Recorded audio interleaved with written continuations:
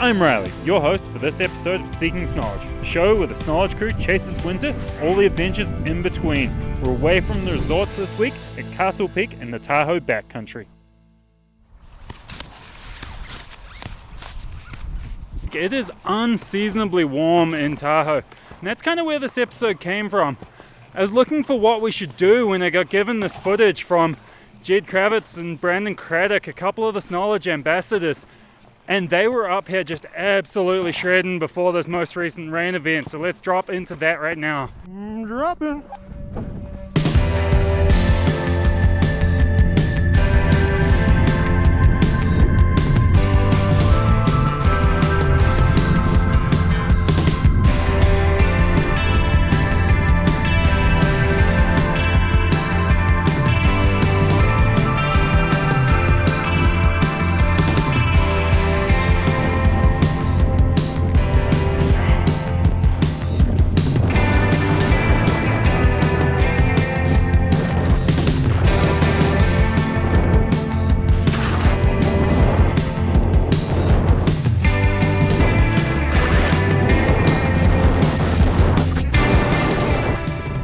After looking at this footage, I was really stoked on it. I wanted to make an episode about Castle, but the weather just wasn't cooperating. It wasn't coming through on those traditional January storms. And I decided just to dive back into the archives. I've been coming up here for years as a Snowledge Crew.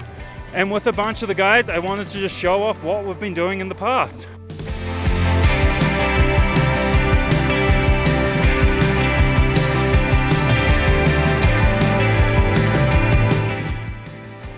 And it's nice to have a bigger day up here at Castle.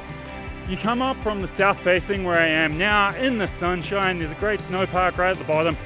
And then you drop up and you're in this north facing bowl, which holds the snow a little better. That's where those big steep lines are. But it means that you spend all this energy and effort getting up there. You really want to spend a couple of extra laps. Hike up, nice circular tour, so you get to come up something that's steep but not as steep as you ride down, which is always good.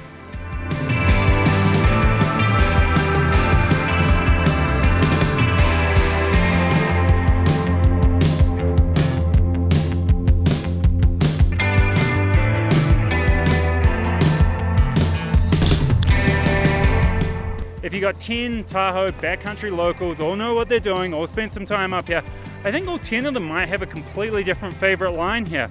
And that's great. Like, it just means that you have something you want to do. Maybe you go up with a different crew. They'll show you a little chute that you haven't ridden before. Maybe the conditions have changed and it's like, oh, I want to ride something a little different facing, and you can get into that.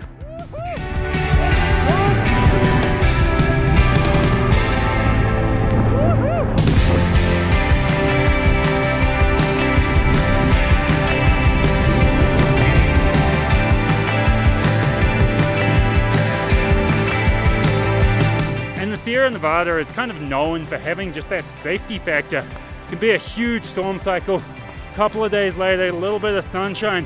It all just solidifies so quickly that you can be up here pretty fast, getting into those lines, having fun, making sure you're staying safe, but really pushing your limits.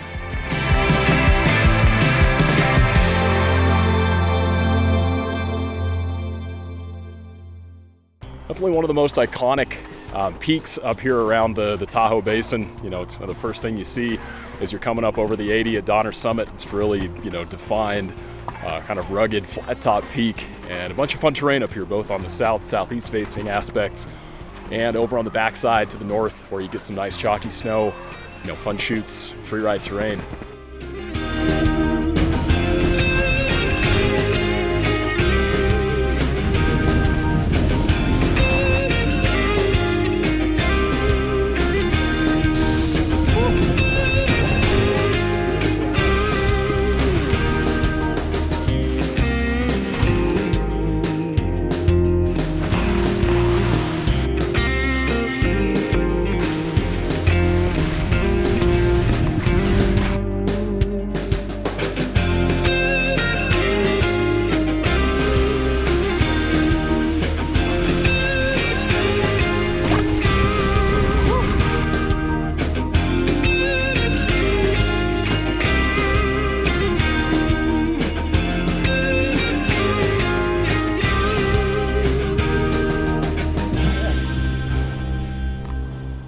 as I walk around up here and it's 50 odd degrees, kind of hoping for a couple of those massive Tahoe storms that we can get 2 or 3 feet in a week, get up here for the rest of winter, pull together another episode of entirely fresh footage.